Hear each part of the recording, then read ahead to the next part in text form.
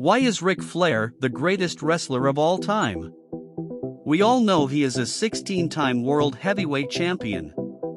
But his legacy goes much deeper than that. He had a 50-year wrestling career from 1972 to 2022. His life often imitated art. He has been married 5 times. Flair infamously broke his back in 3 places in 1975, and was told by doctors he would never wrestle again.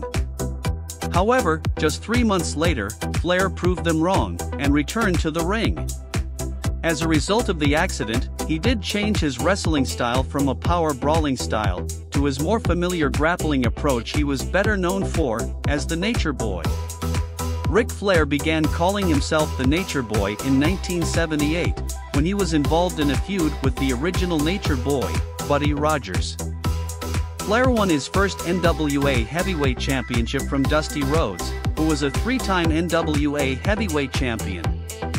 During the 1980s, Flair battled the likes of Harley Race and Dusty Rhodes in steel cage matches for the NWA title at Starrcade and the Great American Bash.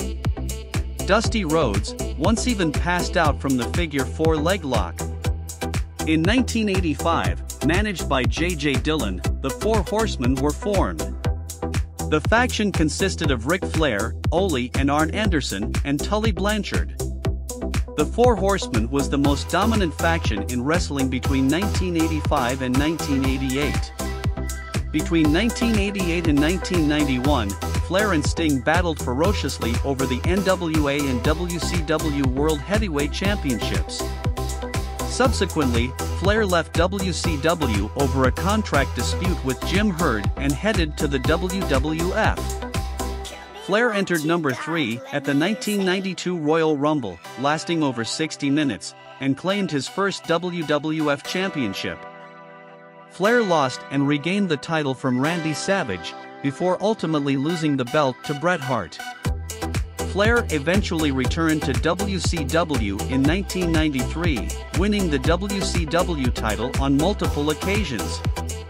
In 1996, the New World Order or NWO, which included Scott Hall, Kevin Nash, and Hulk Hogan, invaded WCW. Ric Flair, Arn Anderson, Sting, and Lex Luger battled the NWO and an imposter Sting at War Games. Luger ultimately tapped out to the imposter Sting's Scorpion Deathlock. Flair won his last 2 WCW titles in 2000, before the WWF purchased WCW in March of 2001, and closed the doors for good. Ric Flair returned to the WWF as a co-owner in the fall of 2001. In 2002, alongside Batista, Randy Orton, and Triple H, Evolution was formed. Between 2002 and 2005, Evolution dominated the WWE. In 2006, at 57 years old, Flair was Intercontinental Champion for 155 days, before losing the title to Shelton Benjamin. Later in 2006, Flair became Tag Team Champions alongside Roddy Piper before losing the belts to Rated RKO. A few weeks later, he was the sole survivor at Survivor Series. At WrestleMania 24, in 2008, Flair was defeated by Shawn Michaels in a retirement match. He was inducted into the WWE Hall of Fame the day before. However, Flair did not retire. He went on to Impact Wrestling in 2010, where he wrestled until 2012. In 2012, he returned to the WWE, and was inducted into the WWE Hall of Fame again, as part of the 4 Horsemen.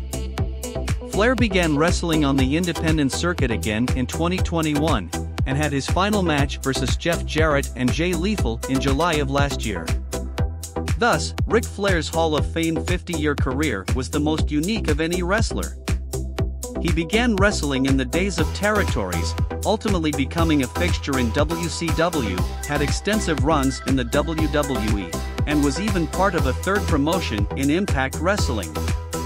Having his final match at 73 years old, being at least a 16-time world champion, and the dirtiest player in the game, Nature Boy Ric Flair is truly, without question, the greatest wrestler of all time.